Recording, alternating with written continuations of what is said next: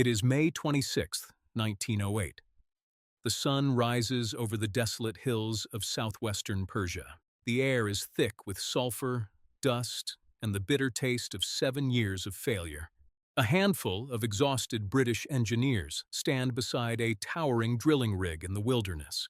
They are preparing to abandon everything: the equipment, the dream, the fortune they spent. They have exactly 1 day left before the entire operation shuts down forever and goes home. But 4,000 feet down in the ancient rock, something waits that will change everything. A secret that will reshape the fate of Persia, Britain, and the entire 20th century. This is the story of the day oil was discovered in Iran and how it transformed everything. For centuries, Persia had been a land where ancient glory faded into dust and bitter poverty. The Qajar dynasty ruled from Tehran, presiding over a crumbling empire that was totally bankrupt.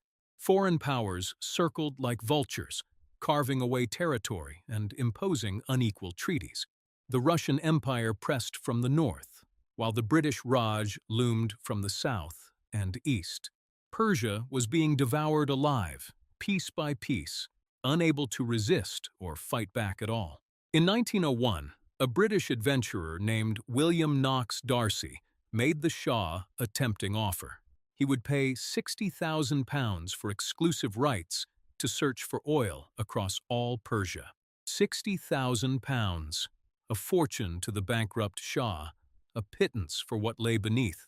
The Shah signed without hesitation, selling the future for cash he needed desperately today. D'Arcy sent teams of British and Indian engineers into the Persian wilderness, into landscapes brutal and unforgiving. They entered regions where bandit tribes ruled, where summers reached 120 degrees. They drilled through solid rock in the Zagros Mountains, in valleys where no roads existed then at all. The workers lived in canvas tents that offered little shelter from sandstorms or freezing winters. They hauled heavy equipment on mules and camels across terrain that broke axles and human spirits alike. Year after year, they drilled deeper, and year after year, they found nothing but disappointment alone.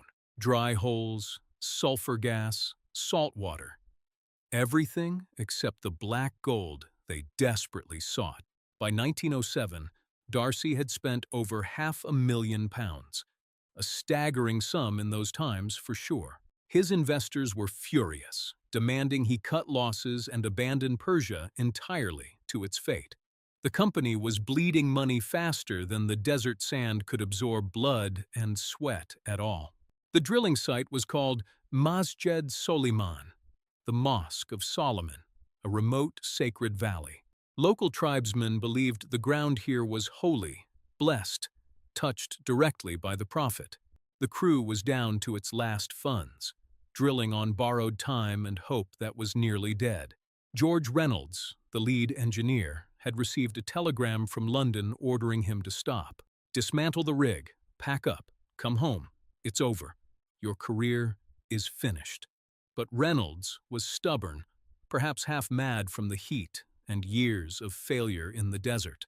He decided to drill just a few more days, ignoring the order and risking absolutely everything. On the night of May 25th, the drill bit punched through a thick layer of ancient limestone. At exactly 4 in the morning on May 26th, the rig began shaking with tremendous violence. The workers stumbled from their tents, thinking it was an earthquake tearing the valley apart.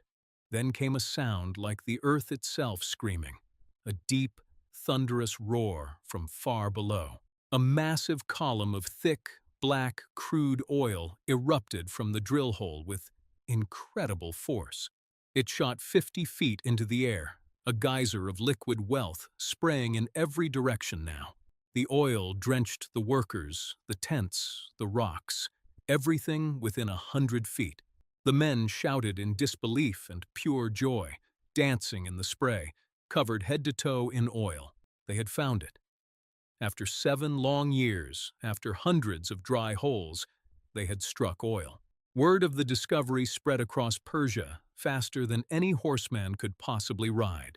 Oil, vast, seemingly limitless quantities of oil, had been found beneath Persian soil.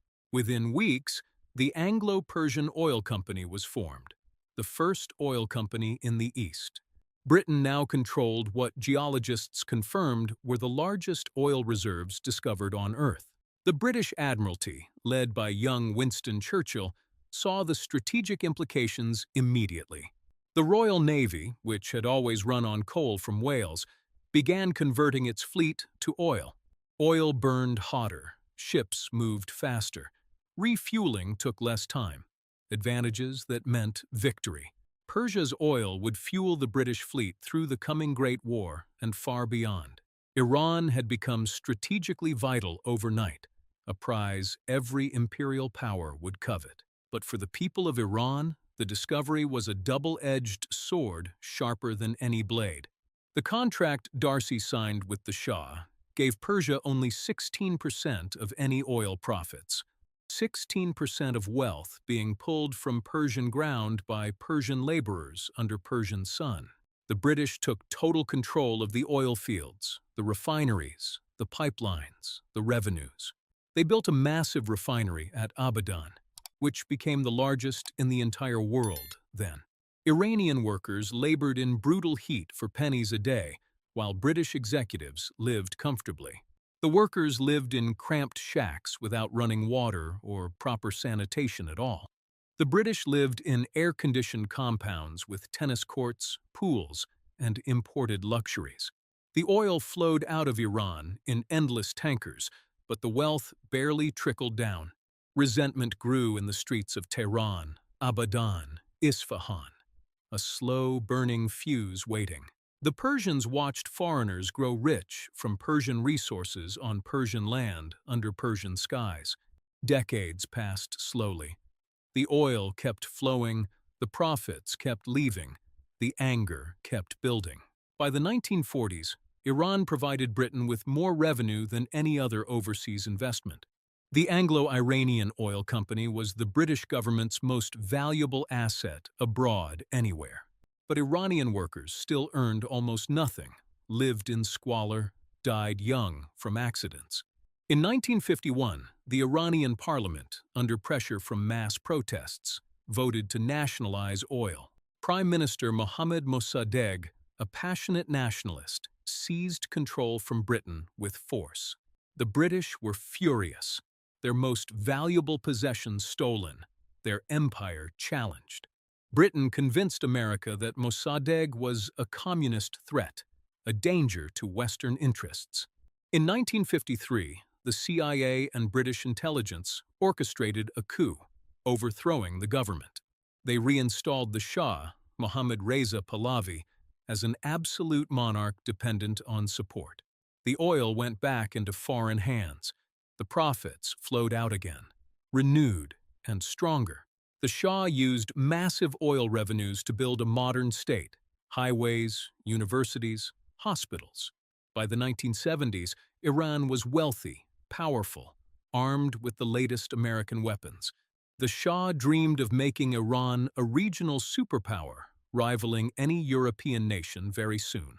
But the wealth was distributed very unequally, corruption was rampant, dissent was crushed.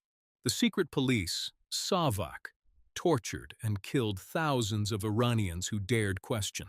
The people had not forgotten that their oil, their birthright, had been stolen decades ago. The oil that was supposed to liberate and enrich Iran had actually chained it instead. In 1979, after months of mass protests and strikes, revolution erupted across all of Iran. The Shah fled, his regime collapsed, monarchy ended after 2,500 years. Ayatollah Khomeini returned from exile, declaring an Islamic republic built on independence. The revolutionaries seized the oil fields, declaring them the property of the Iranian people. But the curse of oil did not lift or disappear, as many had hoped it would eventually do. Wars came swiftly. Saddam Hussein's Iraq invaded in 1980, seeking to seize the oil-rich province. The war lasted 8 terrible years, killing over 1 million people, devastating both nations. International sanctions followed, crippling the economy, isolating Iran from global markets. Corruption consumed much of the remaining oil wealth, benefiting a new elite class of officials. The oil that had promised prosperity, independence, and dignity brought only more conflict. Today, more than a century after that first gusher erupted in Masjed Suleiman's valley, oil dominates. Iran sits on the world's fourth largest oil reserves and second largest gas reserves combined. But sanctions prevent full development. Foreign investment remains blocked. Technology lags behind.